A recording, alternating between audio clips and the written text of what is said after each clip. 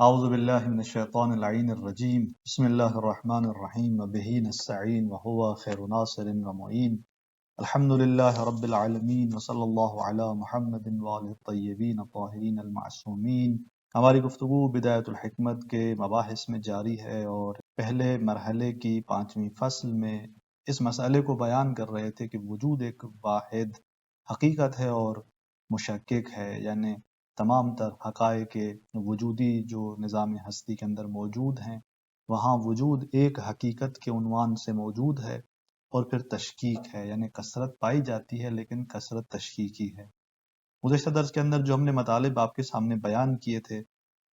اور وہاں پر کچھ تاریخچہ آپ کے لیے بیان ہوا اور اس کے بعد نور کی ایک مثال بیان ہوئی، کیونکہ وجود کو نور سے تشبیہ دے کر اور پھر نور کی مثال کے ذریعے اس مسئلے کی تصویر سازی کی جاتی ہے، اس کو روشن کیا جاتا ہے۔ اور اس کے اندر دو نوعیت کی مثالیں تھیں کہ ہم نے عرض کیا کہ ایک مثال درست نہیں ہے اور ہم نے اس کو بیان کیا۔ تو اس گزشتہ درس کے مطالب کو دیکھتے ہوئے ہم فصل کی عبارت کا جو ابتدائی حصہ ہے وہ یہاں پر پڑھتے ہیں، تطبیق کرتے ہیں اور پھر چلتے ہیں دوبارہ نور کی درست ترین مثال کی طرف اور پھر ہم اس کو تطبیق کریں گے وجود پر۔ تو اس فصل کے اندر آغا فرماتے ہیں کہ الفصل الخامس، کہ یہ 5ویں فصل، فی ان الوجود حقیقت واحدۃ مشککہ، اس سلسلے میں ہے کہ وجود ایک واحد اور مشکک حقیقت ہے، کہ انشاءاللہ اس کی تفصیل مزید آگے آئے گی۔ ہم نے تشکیک کا معنی بیان کر دیا کہ وجود ایک واحد حقیقت ہے اور اس کے ساتھ ساتھ کثرت تشکیکی رکھتا ہے، یعنی تمام تر موجودات جو نظام ہستی کے اندر ہیں یہ تشکیکی کثرت کے طور پر ہیں، یعنی وجود ایک حقیقت ہے اور پھر وہ مراتب رکھتا ہے اور وہ مرتبے جب وجود پاتے ہیں تو یوں کثرت وجود پاتی ہے، اور وہ بھی اس طرح سے کہ مابعد امتیاز اور مابعد اشتراک ایک چیز ہوتی ہے، یعنی جو چیز وحدت کا باعث بنتی ہے ان تمام حقائق وجودی کے لیے، جو کہ وجود ہے، وہی وجود درواقع ان تمام حقائق وجودی کے اندر مراتب کی کثرت کا باعث بھی بن رہا ہوتا ہے۔ اختلف القائلون باصالۃ الوجود، اور جو اصالت وجود کے قائل ہیں وہ اختلاف کرتے ہیں اس مسئلے کے اندر۔ فذهب بعضهم الى ان الوجود حقیقت واحدۃ مشککہ، ان میں سے کچھ ایسے حکماء ہیں کہ جو اس بات کی طرف گئے ہیں کہ وجود ایک مشککہ، یعنی وجود ایک حقیقت ہے جو کہ مشککہ ہے، اور فرماتے ہیں کہ وهو المنسوب الى الفہلویین من حکماء الفرس، اور یہ ایران کے جو فارس حکیم تھے، فلاسفہ تھے، کہ ان میں پہلوین، یعنی جن کو پہلوی کہا جاتا ہے یہاں پر، ان کی طرف یہ نظریہ منسوب ہے اور یہ اسی ایرانی جو فارس حکماء تھے ان میں سے تھے۔ فالوجود عندهم لکونہ ظاہرا بذاتہ مظہرا لغیرہ من الماہیہ، وجود ان کی نظر میں کیونکہ اپنی ذات میں ظاہر ہے اور پھر دیگر تمام اپنے غیر کے لیے، یعنی تمام تر ان ماہیات کو روشن کرنے والا ہے، ظاہر کرنے والا ہے۔ چونکہ ہم پڑھ چکے ہیں پیچھے کہ ماہیات تو اپنی ذات میں وجود نہیں رکھتی اس معنی میں کہ وہ سنخ اور جن سے وجود سے ہوں، نہیں، بلکہ ماہیات موجود ہیں خارج کے اندر، لیکن ان کا وجود وہ جو ہے وہ ان کی ذات میں نہیں ہے، ان کی ذات وجود کی جن سے نہیں ہے، بلکہ یہ حقیقت وجود ہے جو ماہیات کو روشن کرتی ہے، یہ حقیقت وجود ہے جو ماہیات کو نظام ہستی کے اندر، خارج کے اندر ایک وجود کے ذریعے روشن کر رہی ہوتی ہے، ان کو موجود بنا رہی ہوتی ہے۔ تو آپ فرماتے ہیں کہ دیکھیں وجود اپنی ذات میں ظاہر ہے، یعنی وجود ایک ایسی حقیقت ہے کہ اس کی ذات ظاہر ہے، وہ اپنے ذات کے اعتبار سے ظہور رکھتی ہے، چونکہ موجودیت اس کی ذات ہے، تحقق اس کی ذات ہے، اور پھر یہ جو وجود اپنی ذات میں ظاہر ہے ماہیات کو، اپنے غیر کو کے لیے مظہر بن رہی ہوتی ہے، ان کو ظاہر کر رہی ہوتی ہے۔ پھر فرماتے ہیں کہ کالنور الحسی، یہ وجود عندہم، اس کی خبر کا نور ہے، مبتدا ہے فالوجود اور کا نور اس کی خبر ہے۔ فرماتے ہیں کہ وجود ان حکماء کی نزدیک کے جو پہلوی تھے، حکماء فرس میں سے، فارس حکیموں میں سے، ان کی نظر میں کیونکہ وجود اپنی ذات میں ظاہر اور غیر کے لیے مظہر ہے، لہٰذا کالنور الحسی، یہ وجود نور حسی کی طرح ہے۔ نور حسی یعنی وہ تمام انوار جو آپ اپنے حواس ظاہرہ کے ذریعے انہیں درک کرتے ہیں، دیکھتے ہیں، جیسے سورج کا نور ہے، یہ اس نور حسی کی طرح ہے۔ الذی هو ظاہر بذاتہ مظہر لغیرہ من الاجسام الکثیفۃ للابصار، نور حسی کیا کرتا ہے، اس کی صفت کیا ہے؟ نور حسی وہ نور ہے کہ جو ظاہر ہے اپنی ذات میں اور اپنے غیر کے لیے مظہر ہے، ظاہر کرنے والا ہے۔ وہ تمام اجسام، غیر سے مراد یعنی وہ تمام اجسام ہیں کہ جو آنکھ کے لیے سنگین ہیں، کثیف ہیں، یعنی تاریک ہیں، کہ روشن نہیں ہوتے اس آنکھ کے لیے، اور ان تمام اجسام کو یہ نور حسی ظاہر کر رہا ہوتا ہے۔ تو یہاں پر آپ فرماتے ہیں کہ وجود جو ہے یہ اس نور کی طرح ہے۔ تو ہم نے گزشتہ درس کے اندر یہاں تک بحث کی تھی، اور نور کی یہ جو تشبیہ وجود کو دی گئی ہے، ہم نے ایک مثال آپ کے سامنے بیان کی تھی، لیکن ابھی ہم جا رہے ہیں نور کی اس صحیح ترین مثال کی طرف کہ جس کو مولا ہادی سبزواری نے بھی بیان کیا ہے، اور وہی مثال در واقع درست ہے۔ اگر نور کی یہ مثال آپ تصور کریں گے، اس کو ذہن میں لائیں گے، اس کو سمجھیں گے، تو وجود کی یہ جو حقیقت جس کو ہم کہہ رہے ہیں کہ وجود ایک حقیقت ہے اور مشککہ ہے، یہ مطلب جو ہے وہ روشن ہو جاتا ہے۔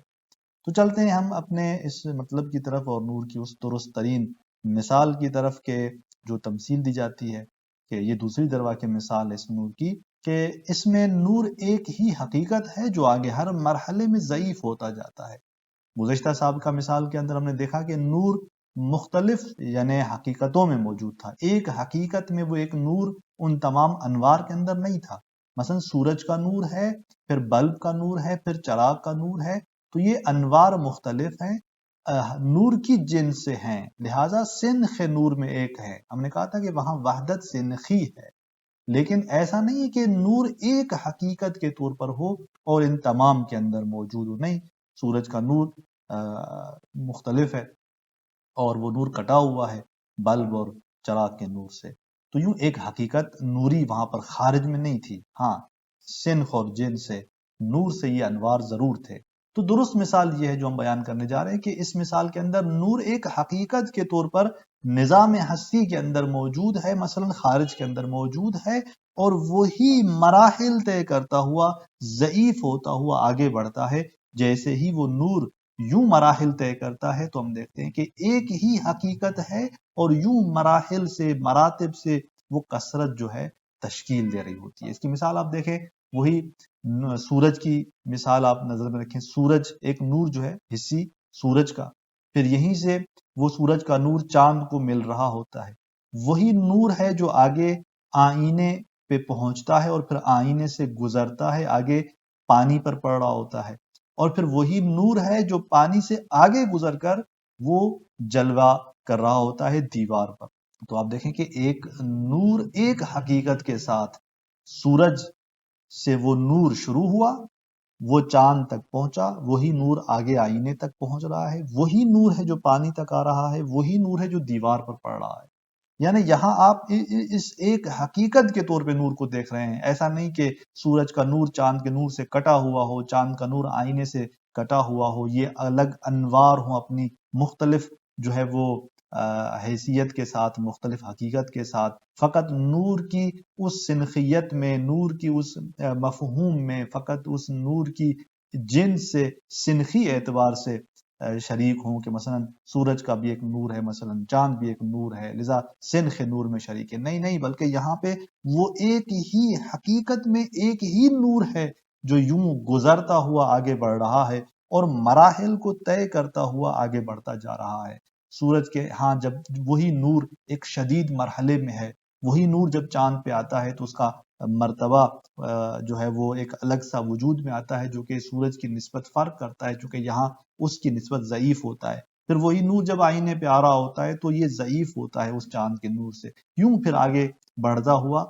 ضعیف تر ہوتا جاتا ہے، لیکن ایک ہی حقیقت میں موجود ہے، اور لیکن اس ایک حقیقت کے ساتھ ساتھ یہ مراحل کو بھی تشکیکی طور پر وجود دے رہا ہوتا ہے۔ تو آپ دیکھیں کہ اس مثال کے اندر ہم دیکھتے ہیں کہ خارج میں وحدت کثرت کے ساتھ ہے، اور آپ دیکھیں کہ یہاں تمام کے تمام نور میں شریک ہیں، یعنی سورج، چاند، آئینہ، پانی اور دیوار، ان پر جتنا بھی نور پڑ رہا ہے، ان مراحل سے گزر رہا ہے، وہ یہ تمام کے تمام جو ہیں نور میں شریک ہیں۔ یعنی دوسرے الفاظ میں ہر مرتبے پر نور کا معنی ظاہر فی نفسہ و مظہر لغیرہ صادق آ رہا ہے، چونکہ ہم نے کہا کہ نور کسے کہتے ہیں؟ جو اپنی ذات میں روشن اور ظاہر ہو اور اپنے غیر کو روشن کر رہا ہو، تو یہاں وہی صورتحال ہے کہ سورج کا نور اپنی ذات میں ظاہر ہے، چاند کا، آئینے کا، پانی کا، یہ تمام کے تمام انوار اپنی ذات میں ظاہر ہیں اور مظہر ہیں اپنے غیر کو ظاہر کرنے والے ہیں۔ تو اسی طرح پھر ہم دیکھتے ہیں کہ یہاں پر نور کی وحدت جو ہے وہ سریانی اور شخصی طور پر خارج میں کثرت کے ساتھ ہے، یعنی ایسا نہیں کہ فقط سنخ نور میں یہ حقیقت شرکت رکھتے ہوں، شریک ہوں، بلکہ نور کی جو وحدت ہے وہ سریانی یعنی جاری اور ساری ہے، ایک ہی مرتبے سے آگے مراتب کی طرف، اور شخصی طور پر خارج میں کثرت کے ساتھ ہے، یعنی وہی ایک ہی حقیقت ہے کہ جو خارج میں ہے اور ساتھ ساتھ جو ہے وہ مراتب ہیں، کثرت اس کے ساتھ ہے، اور جو حقیقت یہاں وحدت کا سبب ہے وہی اسی کی کثرت کا سبب بھی ہے، یعنی جتنے یہ مراتب آپ دیکھ رہے ہیں کہ یہ ایک ہی حقیقت نوری جو ہے وہ وہاں موجود ہے اور وہی ان مراتب کو تشکیل دے رہی ہوتی ہے۔ تو اس طرح ہم نے اس مثال کے اندر دیکھا، اور مزید اگر اس میں غور کیا جائے تو یہاں تشکیق کے 3 اہم رکن ہمارے سامنے آتے ہیں۔ پہلا جو یہاں پر رکن سامنے آتا ہے وہ وحدت کا ہونا، یعنی یہ جو حقیقت ہے نور کی وہ وحدت رکھتی ہے، ایک ہی نور ہے اور ان تمام مراتب کے اندر۔ اور پھر دوسری جو صورت ہے اور دوسرا جو رکن ہے وہ کثرت کا ہونا ہے، یعنی ایک ہی حقیقت کے ساتھ ساتھ یہاں پر کثرت موجود ہے۔ اور تیسرا جو یہاں پر رکن ہے، ایک ہی حقیقت جو وحدت اور کثرت کا سبب ہے، یعنی ایک ہی وہ حقیقت ہے جو وحدت کا منشا اور سبب بھی وہی ہے، کثرت کا منشا اور سبب بھی وہی ہے، جہاں وحدت بھی نور سے اور کثرت بھی نور سے، یعنی ایک ہی حقیقت نوری ہے، وہی وحدت اور کثرت کا سبب بن رہی ہوتی ہے۔ لہذا شدید نور کی شدت خود نور سے ہے، اور ضعیف نور کا ضعف اور اس کی جو کمزوری ہے، وہ جو ضعیف مرتبہ ہے اس کا، وہ بھی خود اسی نور سے ہے۔ لیکن اس کے باوجود ہم دیکھتے ہیں کہ نور کے ان مراتب میں سے کوئی بھی مرتبہ نور کی حقیقت کے لیے مقوم نہیں ہے۔ اس پہ دقت کیجئے گا کہ یہ جو ہم کہہ رہے ہیں کہ یہ جتنے مراتب آپ نے دیکھے، نور کا ہر مرتبہ دوسرے مرتبے سے مختلف ہے، درست ہے، اور اس نور کے مرتبے میں وہ جو حقیقت نوری ایک وحدت کے ساتھ تمام مراتب کے اندر موجود ہے، وہی حقیقت ہر نور کے اندر جو مرتبے کو تشکیل دے رہی ہے۔ اب آپ دیکھیں کہ وہ اس مرتبے کو اسی حقیقت واحدہ نوری نے تشکیل دیا ہے، لیکن یہ ایسا نہیں کہ نور کی اصل اس حقیقت کے لیے مقوم بنے، نہیں، مثلا سورج کا جو نور جو اس سورج کے نور کے مرتبے کو تشکیل دے رہا ہے، یہاں جو اس نور کی شدت ہے، یہ ایسا نہیں ہے کہ یہ جو شدید مرتبہ نور کا سورج کے مرحلے میں ہے یہ اصل اس نور کی حقیقت کے لیے مقوم ہے، یعنی نور کی حقیقت اسی سے تشکیل پاتی ہے، نہیں، اگر ایسا ہوتا تو پھر نور کا دوسرا کوئی مرتبہ وجود نہیں پاتا۔ اسی طرح مثلا نور کا جو ضعیف مرحلہ ہے، مثلا وہ نور جو دیوار پر پڑ رہا تھا، یہ جو مرتبہ ہے یہ بھی نور ہی ہے لیکن ضعیف نور ہے، مرتبہ اس کا ضعیف ہے باقی مراتب سے، لہٰذا یہ مختلف ہوتا ہے مراتب سے اور یوں کثرت وجود میں آتی ہے۔ لیکن یہاں پر بھی وہ جو ضعیف نور ہے وہ بھی درواقع نور ہی ہے، اور اس نور کے ضعیف مرتبہ جو ہے یہ خود اس نور کی حقیقت کے لیے مقوم نہیں ہوتا، یعنی ایسا نہیں ہے کہ نور کی جو حقیقت ہے وہ اپنے اس ضعیف مرتبے سے ہے، نہیں، اگر وہ نور کی حقیقت اس ضعیف مرتبے سے ہوتی تو پھر شدید مرتبے میں وہ نور نہ کہلاتی۔ تو لہٰذا جتنے یہ مراتب وجود پاتے ہیں، ہر مرتبے کے اندر وہ نور جس مرتبے میں بھی موجود ہے یہ اس مرتبے کے لیے مقوم ضرور ہے، یعنی اس مرتبے اور مرحلے کو ضرور تشکیل دے رہا ہے، لیکن وہاں وہ نور کی جو حقیقت ہے وہ اس مرتبے کو جب تشکیل دیتی ہے تو یہ مرتبہ جو ہے، اس کا یہ جو نور ہے، یہ اصل اس حقیقت نوری کے لیے مقوم نہیں ہے۔ لہٰذا ہم کہتے ہیں کہ ہم نے جو یہ کہا کہ نور کے ان مراتب میں کوئی بھی مرتبہ نور کی حقیقت کے لیے مقوم نہیں ہے، کیونکہ آپ دیکھیں کہ یہاں پر اگر نور کا وہ شدید مرتبہ خود نور کی حقیقت کو وجود دینے والا ہوگا تو پھر ضعیف نور نور نہیں رہے گا، یعنی اگر سورج کے مرحلے میں ہم کہیں کہ یہ جو مرتبہ نور کا ہے سورج کے مرتبے میں، یہ در واقع نور کی حقیقت کو تشکیل دے رہا ہے، نور کی حقیقت کے لیے مقوم ہے، یعنی نور کی حقیقت اسی شدید مرتبے سے ہے کہ جو سورج کے پاس ہے۔ تو اگر ایسے ہوگا تو پھر وہ جو ضعیف مرتبہ نور کا ہے وہ پھر نور نہیں کہلائے گا، ظاہر سی بات ہے۔ جبکہ ہم دیکھتے ہیں کہ ضعیف نور بھی در واقع نور ہی ہے، البتہ نور کا ہر مرتبہ خود اپنے اس مرتبے کے لیے مقوم ہے. جیسے میں نے عرض کر دیا کہ اگر آپ دیکھیں گے کہ سورج کے اندر جو نور اپنے شدید مرتبے میں ہے، یہ جو نور کی یہاں شدت ہے، یہ اس سورج کے اس مرتبے کو تشکیل دے رہی ہے. اچھا، یہاں پر یہ جو نور کی شدت ہے، یہ اس طرح سے نہیں ہے کہ جو دیوار پر نور پڑ رہا تھا آخری جو مرتبہ تھا اس طرح سے نہیں ہے. لہٰذا یہ مرتبہ جو سورج کا ہے یہ جدا ہو رہا ہوتا ہے نور کے اس مرتبے سے جو دیوار پر پڑ رہا تھا. دونوں مرتبوں میں فرق ہے. کیوں؟ اس لیے کہ یہاں پر سورج کے نور کا جو مرتبہ ہے وہ نور کے اس سورج کے مرحلے میں مرتبے کو تشکیل دے رہا ہے. دیوار پر جو نور پڑ رہا ہے وہ اس دیوار پر پڑنے والے نور کے اس مرتبے کو تشکیل دے رہا ہے، اور اس کے لیے وہ ضرور مقوم ہے. یعنی اگر نور کا وہ مرتبہ وہاں نہیں ہوگا تو دیوار پر وہ نور کا جو مرتبہ ہے وہ وجود نہیں پائے گا. اسی طرح مثلا چاند کے نور کو جو یہاں پر ہم بیان کر رہے ہیں کہ نور کا ایک مرتبہ چاند کی صورت میں ہے، تو یہاں پر بھی آپ دیکھیں کہ یہ جو نور کا مرتبہ ہے کہ جو چاند کی صورت میں نور کے مرتبے کو وجود دے رہا ہے، یہ اس چاند کے نور کے اور اس مرتبے کے لیے ضرور مقوم ہے. یعنی اگر یہ مرتبہ نہ ہوگا تو چاند کے اس مرتبے میں نور جو ہے وہ تشکیل نہیں پائے گا. اس مرتبے میں یہ مرتبہ وجود نہیں پائے گا. لیکن جو حقیقت نوری ہے اس کے لیے ان مراتب میں سے کوئی مرتبہ جو ہے وہ مقوم نہیں بنتا. میں اس کی ایک اور مثال دے دوں تاکہ یہ مسئلہ ہمارے لیے روشن ہو جائے. دیکھیں، ہم اعداد کے اندر دیکھتے ہیں کہ 1 2 3 4 5 یہ جتنے بھی اعداد ہیں یہ تمام کے تمام کس چیز میں شریک ہیں؟ عدد کے اندر شریک ہیں. 1 بھی عدد ہے اور 2 بھی عدد ہے، 3 بھی عدد ہے. لیکن یہی ایک عدد جو ہے وہ 2 سے فرق کرتا ہے، 3 سے فرق کرتا ہے. یعنی عدد کے اعتبار سے آپ دیکھیں کہ تمام کے تمام اعداد ہیں، تمام کے تمام میں وہ عدد موجود ہے، لیکن وہی عدد جو ہے مراتب تشکیل دے رہا ہے. جہاں 1 کا عدد ہے وہاں 2 نہیں ہے، جہاں 2 ہے وہاں 3 نہیں ہے. تو بس وہ مرتبہ عدد کا جو 1 کو بنا رہا ہے یا وہ مرتبہ جو 2 کو 2 بنا رہا ہے، یہ مرتبہ خود اس 2 کے مرتبے کے لیے مقوم ضرور ہے، اس کو ضرور تشکیل دے رہا ہے، اس کی ضرور حقیقت کو تشکیل دے رہا ہے. لیکن یہ 2 عدد کا جو مرتبہ ہے یہ اصل عدد کو اور اس کی حقیقت کے لیے مقوم نہیں ہے، اس کو تشکیل نہیں دے رہا. کیونکہ اگر 2 کے عدد سے خود اصل اس عدد کی حقیقت وجود پاتی ہو تو پھر آپ 1 کو عدد نہیں کہہ پائیں گے، پھر آپ 3 کو عدد نہیں کہہ پائیں گے. لہٰذا اصل عدد جو ہے وہ ایک ایسی حقیقت ہے کہ جو اس 1 2 3 4 ان تمام اعداد کو شامل ہے. اور یہ جو 1 2 3 4 کے اعداد ہیں یہ اپنے اپنے مراتب میں ایک دوسرے سے مختلف ہیں، اور ان کا اختلاف بھی اسی عدد سے ہے، ان کی وحدت بھی اسی عدد سے ہے. لیکن ہر مرتبہ اس 1 2 3 4 5 میں سے وہ ہے کہ جو اپنے اس مرتبے کو تشکیل دے رہا ہے، وہ اصل عدد کو تشکیل نہیں دے رہا. تو یہاں پر بھی اس طرح سے ہے کہ ہم نے کہا کہ وجود ایک حقیقت ہے جو تمام انوار کے اندر موجود ہے، اور ہر مرتبہ اس نور کا خود اس مرتبے کو ضرور تشکیل دے رہا ہے. مثلا اگر سورج کے ہم دیکھتے ہیں کہ نور کا شدید مرتبہ ہے، تو یہ شدید مرتبہ اگر نہ ہوتا تو سورج کے مرحلے میں یہ مرتبہ وجود نہیں پاتا. تو لہٰذا یہ جو مرتبہ سورج کے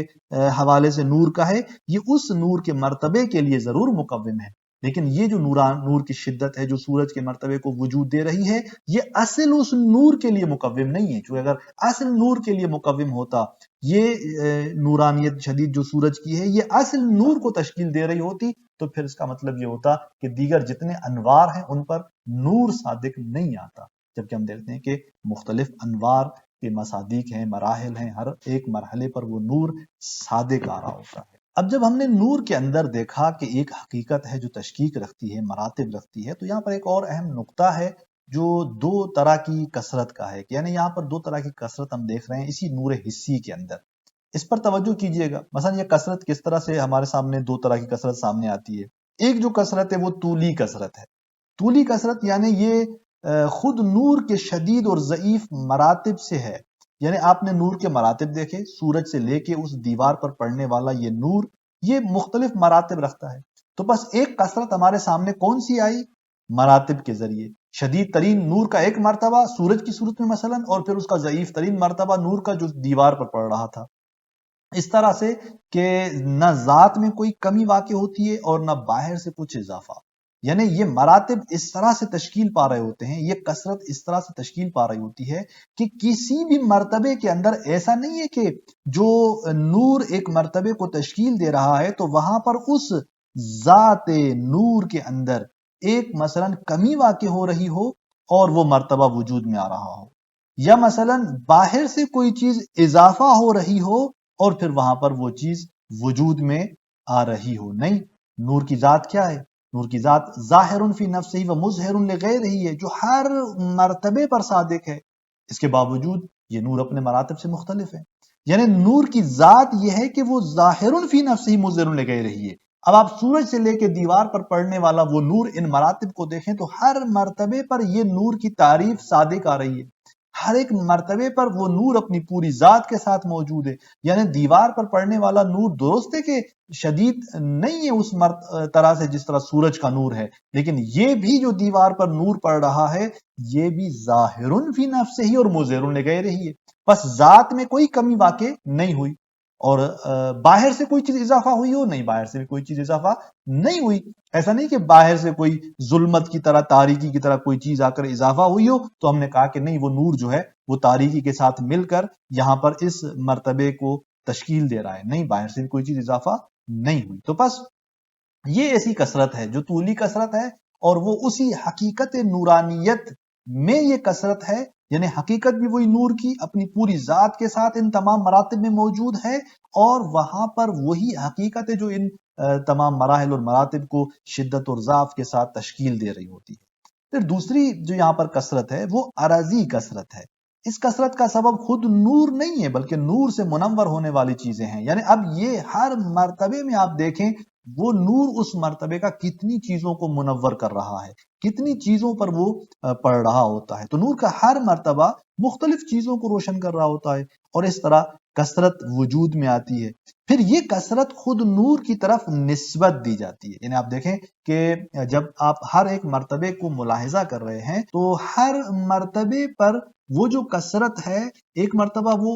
یعنی طولی اعتبار سے کثرت سامنے آئی، شدید مرتبہ نور کا، پھر ضعیف، لیکن ایک مرتبہ وہ جو مرتبہ نور کا ہے، مثلا سورج کا، وہ جتنی چیزوں پر پڑ رہا ہوتا ہے، وہ جتنی چیزوں کو منور کر رہا ہوتا ہے، یوں ایک اور کثرت جو ہے وہ وجود پاتی ہے۔ البتہ یہ کثرت خود اس نور کی نہیں ہے، بلکہ یہ کثرت چونکہ وہ چیزیں مختلف ہیں جو اس نور کو ایکسیپٹ کرتی ہیں اور روشن ہوتی ہیں اسی نور سے، لہٰذا وہ چونکہ کثیر ہوتی ہیں، اس وجہ سے اس نور کے لیے بھی اس کثرت کو نسبت دی جاتی ہے۔ البتہ یہ عرضی کثرت کہلاتی ہے، چونکہ تمام تر چیزیں اسی سورج کے نور سے منور ہیں۔ جب سورج کے نور سے منور ہیں، وہ تمام تر چیزیں جو منور ہیں یہ ایک دوسرے کے ساتھ عرض میں جو ہے وہ منور ہیں، اور اس طرح اس کو عرضی کثرت کہا جاتا ہے۔ تو یہ نور کی ایک مثال تھی جو صحیح ترین مثال ہے، اور آپ نے اس کے اندر دیکھا کہ نور ایک حقیقت کے ساتھ اپنے تمام مراتب کے اندر موجود ہے، اور وہاں پر کثرت بھی مراتب سے حاصل ہوتی ہے۔ وحدت کا منشا بھی وہی نور ہے، کثرت کا منشا بھی وہی نور ہے۔ ایسا نہیں کہ یہ کثرت جب وجود پا رہی ہوتی ہے طولی طور پر تو وہاں پر کوئی ذات میں کمی آ رہی ہو، باہر سے کوئی چیز آ رہی ہو، ایسا بھی نہیں تھا۔ اور یہ بھی آپ نے دیکھا کہ ہر مرتبہ جو ہے خود اس مرتبے کے لیے مقوم ضرور ہے، اس کو قوام دیتا ہے، اس کی حقیقت کو تشکیل دیتا ہے، اس مرتبے کی حقیقت اس کے اس مرتبے سے ہے، لیکن وہ مرتبہ اصل اس نور کی حقیقت کو مقوم نہیں تھا، اس کو تشکیل نہیں دے رہا تھا۔ تو لہٰذا یہ نکات آپ نے دیکھے، ہم جاتے ہیں یہ تمام مطالب علامہ جو ہیں وہ اپنی عبارت کے اندر بیان کرتے ہیں، فرماتے ہیں کہ فَكَمَا أَنَّ النُّورَ الْحِسِّيُّ نَوْعٌ وَاحِدٌ حَقِيقَتُهُ أَنَّهُ ظَاهِرٌ بِذَاتِهِ مُظْهِرٌ لِغَيْرِهِ۔ جیسا کہ ایک حصی نور ایک نو ہے، اس کی حقیقت کیا ہے، ذات کیا ہے، انہ ظاہر بذاتہ مظہر لغیرہ، وہ اپنی ذات میں ظاہر ہے اور اپنے غیر کو ظاہر کرنے والا ہے۔ وہذا المعنی متحقق فی جمیع مراتب الاشعۃ والاضلاء، یہ وہ معنی ہے اس نور حسی کی کہ جو تمام تر انوار جو اس کے شعاع ہیں، جو اس کے سائے ہیں، ان تمام مراتب کے اندر پائی جاتی ہے، علی کثرتها و اختلافها، تمام ان کثرت اور اختلاف کے ساتھ۔ یعنی جتنے بھی اس نور حسی کے مراتب وجود پاتے ہیں، اور وہ تمام تر کثرت اور اختلاف جو ان انوار کا ایک دوسرے سے یعنی مراتب کے اعتبار سے وجود پاتا ہے، ان تمام مراتب کے اندر وہ معنی جو ہے موجود ہے۔ میں نے عرض کیا اس کی صحیح ترین مثال وہی ہے کہ مثلا نور حسی سورج سے شروع ہو رہا ہے چاند، پھر چاند سے شروع ہوا، یوں آگے بڑھتا چلا گیا یہاں تک کہ دیوار پر وہ سورج کا نور جو ہے وہ یوں مراتب تشکیل دیتا ہوا آخر میں دیوار پر پڑ رہا ہوتا ہے، کہاں سے؟ پانی سے پھر دیوار تک آتا ہے۔ تو یوں مراتب جب تشکیل پاتے ہیں تو تمام تر کثرتوں اور اختلاف کے باوجود، فرق کے باوجود، وہی نور کی حقیقت جو ہے یعنی ظاہر بذاتہ مظہر لغیرہ تمام ان مراتب کے اندر پائی جاتی ہے۔ اس ضعیف ترین نور کو بھی آپ کہیں گے کہ یہ ظاہر بذاتہ مظہر لغیرہ ہے، یعنی وہی نور حسی کی حقیقت جو سورج کے اندر ہے وہاں پر وہ اس ضعیف ترین نور پر بھی موجود ہے۔ فالنور شدید شدید فی نوریتہ التی یشارک فیہا نور الضعیف، وہ شدید نور اپنی نوریت میں شدید ہے جس کے ساتھ ضعیف نور بھی شریک ہے، یعنی سورج کا نور یہ جو ایک مرتبہ تھا نور کا، یہ اس نوریت کے اندر شدید ہے۔ اچھا ضعیف نور وہ بھی اس کے ساتھ شریک ہے، کس مسئلے میں؟ اسی نوریت میں۔ جس طرح شدید نور کو آپ نور کہتے ہیں اس طرح ضعیف نور کو بھی آپ کیا کہتے ہیں؟ نور ہی کہتے ہیں۔ وَالنُّورُ الضَّعِيفُ ضَعِيفٌ فِي نُورِيَتِهِ، اور جو ضعیف اور کمزور نور ہے وہ بھی نوریت میں ہی ضعیف ہے۔ الَّتِي يُشَارِكُ فِيهَا نور الشدید، وہ نوریت کے جس کے اندر شدید نور بھی اسی ضعیف کے ساتھ شریک ہے۔ یعنی اگر آپ کمزور اور ضعیف نور کو دیکھتے ہیں تو وہ بھی نوریت ہی رکھتا ہے، وہ بھی ظاہر بذاتہ مظہر لغیرہ ہے۔ نور شدید اور نور ضعیف میں اصل نوریت میں کوئی فرق نہیں ہے، یعنی اس نوریت کی ذات اور حقیقت میں کوئی فرق نہیں ہے۔ وہ نوریت کی حقیقت اور ذات جو شدید نور کے ہاں ہے وہی ضعیف نور کے ہاں ہے، اس میں کوئی جو ہے وہ فرق نہیں پایا جاتا۔ اور پھر فرماتے ہیں کہ فَلَيْسَتْ شِدَّةُ الشَّدِيدِ مِنْهُ جُزْءًا مُقَوِّمًا لِلنُّورِيَّةِ حَتَّى يَخْرُجَ الضَّعِيفُ مِنْهُ۔ فرماتے ہیں کہ ایسا بھی نہیں ہے کہ اس سے جو شدید ترین نور ہے اسی نور سے اس کی وہ شدت کیا ہو، ایسا جز ہو جو اصل نوریت کے لیے مقوم ہو۔ اگر ایسا ہوگا تو پھر کیا ہوگا؟ حتی یخرج الضعیف منہ، یہاں تک کہ پھر وہ ضعیف نور کیا ہو جائے گا، اس سے خارج ہو جائے۔ یعنی ایسا نہیں ہے، یعنی اگر آپ نور کے شدید ترین مرتبے کو دیکھتے ہیں جیسے سورج کا نور ہے تو وہاں پر وہ نورانیت کی جو شدت ہے، یعنی ایسا نہیں ہے کہ یہ شدید نور کی جو نورانیت ہے یہ ایک ایسا جز ہو جو اصل نوریت کو قوام دے رہا ہو، یعنی اصل وہ جو حقیقت نورانیت ہے اس کے اجزاء ہوں، ان میں سے ایک اس کا جز جو ہے وہ مرتبہ ہو نور کا جو شدید ہے۔ نہیں، اگر ایسے ہوگا تو پھر وہ ضعیف کیا ہو جائے گا؟ خارج ہو جائے گا، پھر ضعیف نور نہیں رہے گا۔ اسی طرح وَلَا أَرَضًا خَارِجًا عَنِ الْحَقِيقَةِ، یعنی ایسا بھی نہیں ہے کہ وہ شدت شدید جو ہے، یعنی اس شدید نور کے مرتبے میں جو شدت نورانیت کی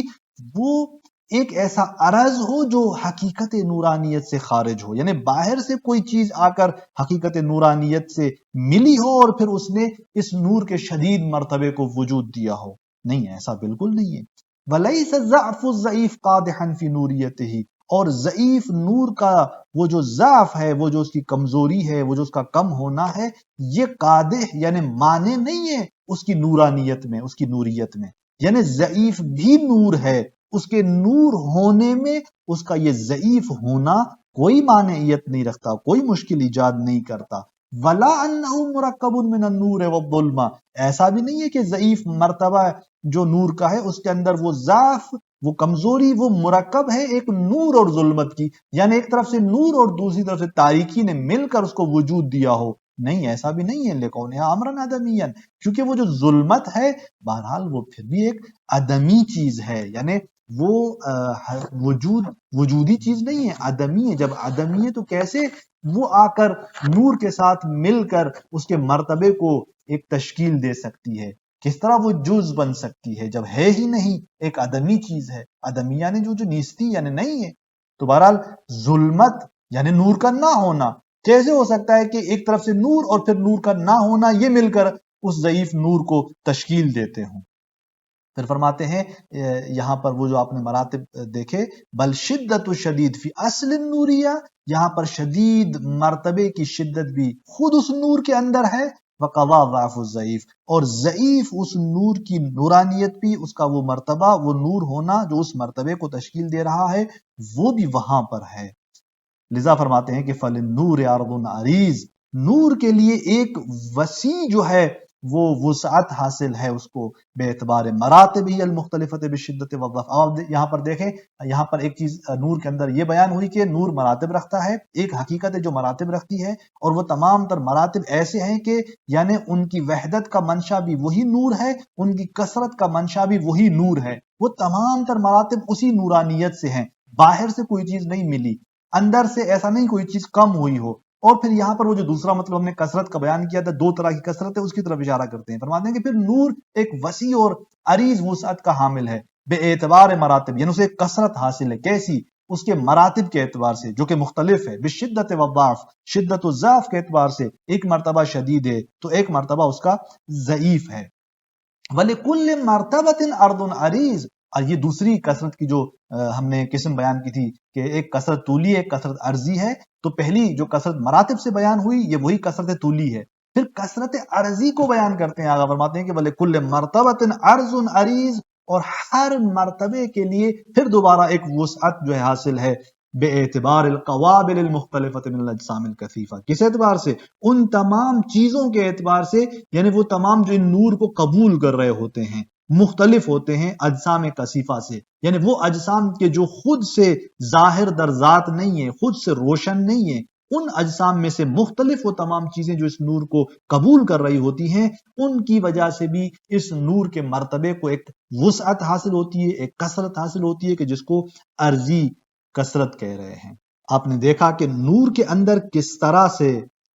مراتب جو ہیں وجود پاتے ہیں، کس طرح ایک حقیقت مختلف مراتب کی حامل ہے، اور پھر کس طرح اس کے اندر دو نوعیت کی کثرتیں وجود پاتی ہیں۔ یہ درست ترین مثال ہے کہ انشاءاللہ اگلے درس کے اندر ہم آپ کے لیے بیان کریں گے کہ وجود کس طرح سے ایک حقیقت اور پھر اس طرح نور حسی کی طرح مراتب کا حامل ہے۔ والسلام علیکم ورحمۃ اللہ وبرکاتہ۔